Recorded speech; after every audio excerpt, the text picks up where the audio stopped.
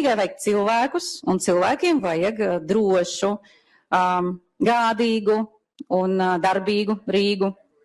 Un, lai Rīga būtu tāda, kādu mēs to gribam redzēt, ir nepieciešams pabalsts bērnu piedzimšanai. Mūsu priekšlikums numur 1, jūs varēsiet viņu uzreiz atbalstīt, un tā lieta jau būs sakārtota.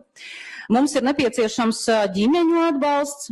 Redziet, kā valsts arī mēģina ar iedzīvotājiem kaut kā, sakārtot attiecības, un lai kaut kādā veidā, kādus izdevumus izvilktu ārā no ēnas, viņi piedāvā ienākumu nodokļu atmaksu.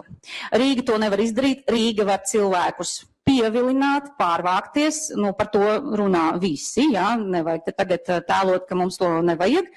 Un pretī Rīga var vienkārši atmaksāt atpakaļ šo ienākumu nodokli, un tas ir tas pabalsts, kas tik ļoti nepatīk Kleinberga kungam. Mēs to varam saukt savādāk. Ģimeņu pabalsts. Protams, atbalsts pensionāriem zāļu iegādēji. Mēs piedāvājam ikmēneša atbalstu. Nevar gaidīt pensionārs gadu, un pēc gada atkal tātad ikmēneša pilnīgi neliels pabalsts, lai pensionāri varētu nopirkt zāles. Kamēr Abu Meri nav izdomājis vēl vienu uzcenojumu. Protams, ka tā ir bezmaksas ēdināšana, un atšķirībā no jums, godātie koalīcijas deputāti, mēs esam paredzējuši arī profesionālo tehnikumu izglītojumiem šo ēdināšanu, nediskriminējot visus izglītojumos atšķirībā no jums. Un, protams, mēs esam paredzējuši arī atbalstu tiem cilvēkiem, kuri kopi savus tuviniekus, paliatīvos slimniekus, minimālās mēneša algas apmērā. Un tā tēma tiešām ir ļoti nērta, bet viņi ir ārkārtīgi svarīgi katram no mums.